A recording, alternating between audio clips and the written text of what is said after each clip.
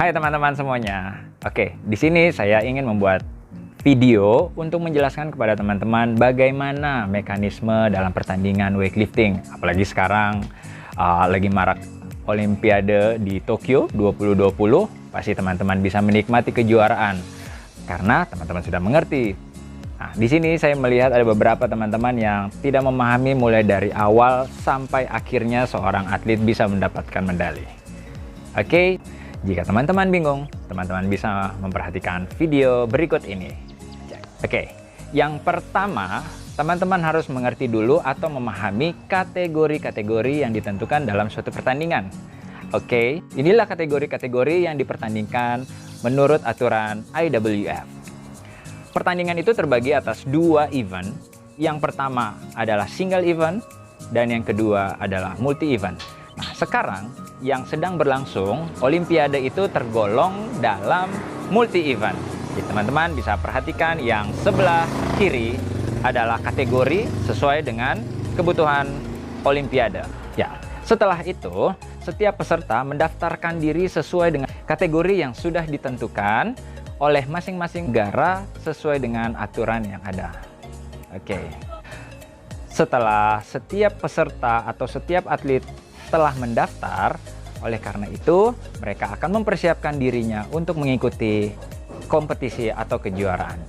Setelah setiap peserta sudah terdaftar dan seluruh ofisial, seluruh peserta menuju ke tempat pertandingan, yang pertama yang dilewati oleh proses pertandingannya adalah yang pertama, technical meeting. Technical meeting itu harus dihadiri oleh pelatih dan ofisial bagi setiap negara atau bagi setiap peserta. Technical meeting itu biasanya berlangsung sehari sebelum pertandingan dimulai.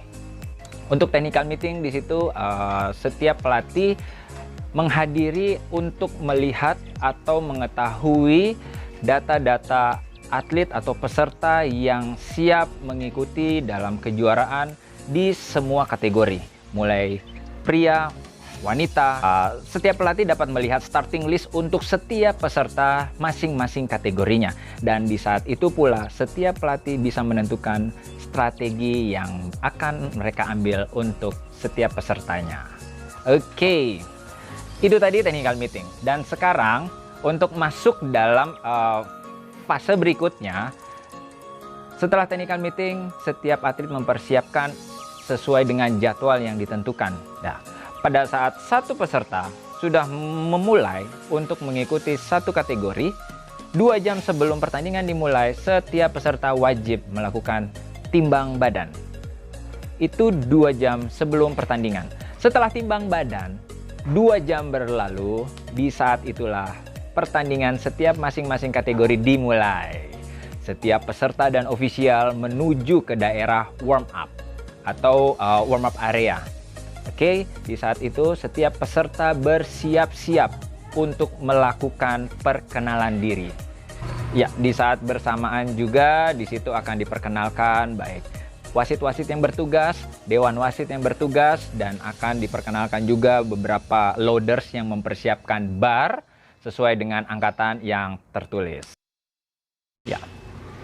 Setelah perkenalan, akan diberi waktu 10 menit untuk seluruh peserta melakukan warm up, baik snatch maupun clean and jerk. Setelah 10 menit warm up telah selesai, oke, pertandingan akan dimulai dan announcer akan memanggil peserta atau lifter yang angkatan paling rendah dari keseluruhan peserta untuk memulai jenis angkatannya, mulai dari kesempatan yang pertama.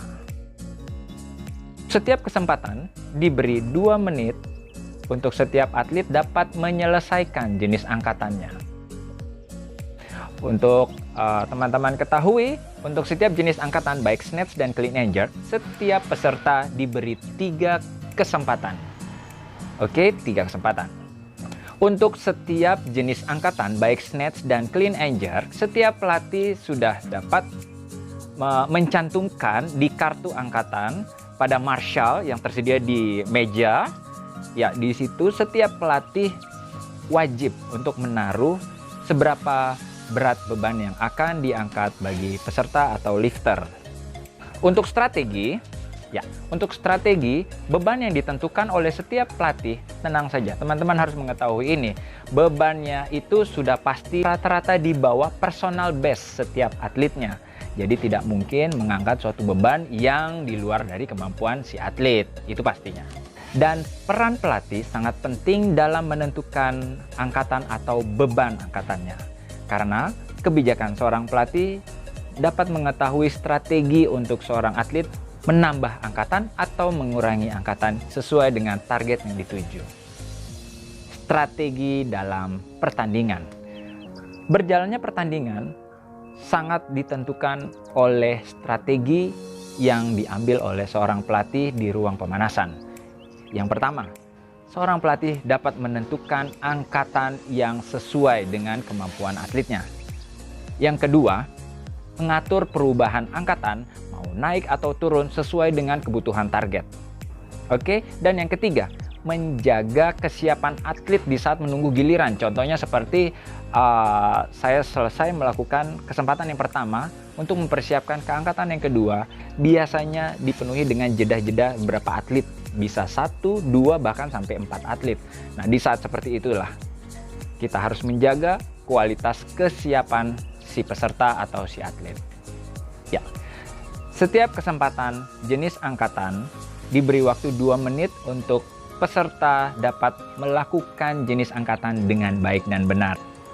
Itulah beberapa pengetahuan yang saya bisa bagikan ke teman-teman dalam kompetisi atau dalam mekanisme yang terjadi dalam proses pertandingan weightlifting di multi-event. Oke? Berikutnya adalah beberapa kesalahan-kesalahan yang sering terjadi yang teman-teman tidak pahami. Kok angkatannya gagal ya? Gitu lah. Nah, ini saya bantu untuk teman-teman bisa memperhatikan beberapa contoh berikut ini. 1. Yang pertama, yang paling sering terjadi adalah press out. Press out itu terjadi pada saat catch snatch atau catch jerk, siku harus dalam keadaan lurus. Tidak boleh dalam nekuk dan lurus. Contohnya seperti ini. Dan yang berikutnya adalah grass S. Sudah pasti pada saat peserta atau atlet melakukan snatch atau clean, bokong tidak boleh menyentuh platform sama sekali. Itu akan dianggap failed. Dan yang ketiga adalah berjalan saat mengangkat. Teman-teman harus memperhatikan bahwa platform utama pada pertandingan 4 kali 4 meter.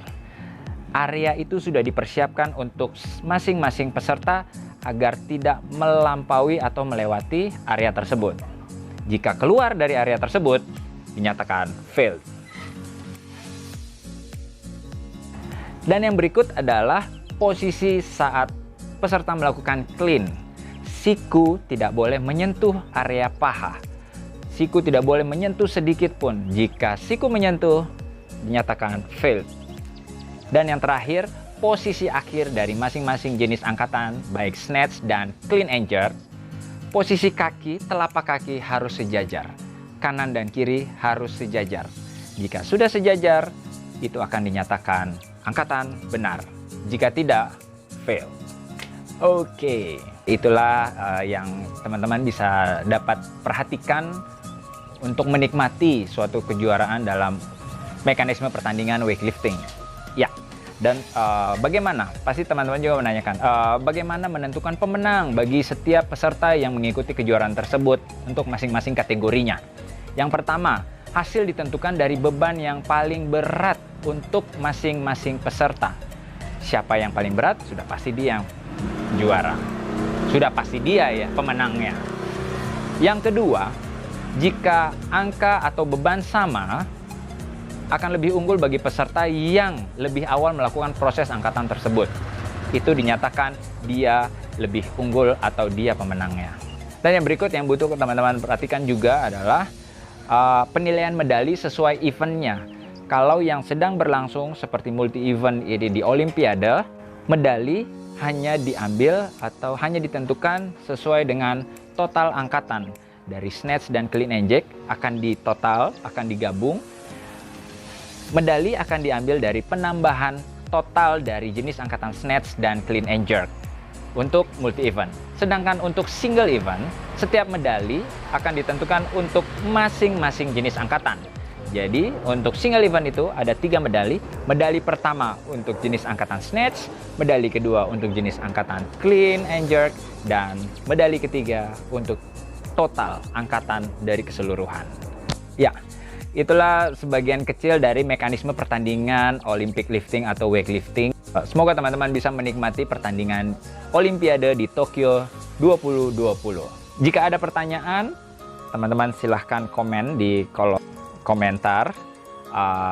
Mudah-mudahan kami bisa menjawab atau kami bisa membantu apa yang kurang jelasnya. Terima kasih teman-teman sudah nonton video ini, dan jangan lupa share, like, and subscribe video ini. Kemudian aktifkan logo lonceng di bawah ini juga. Sampai ketemu lagi, tetap sehat, tetap kuat, and bye.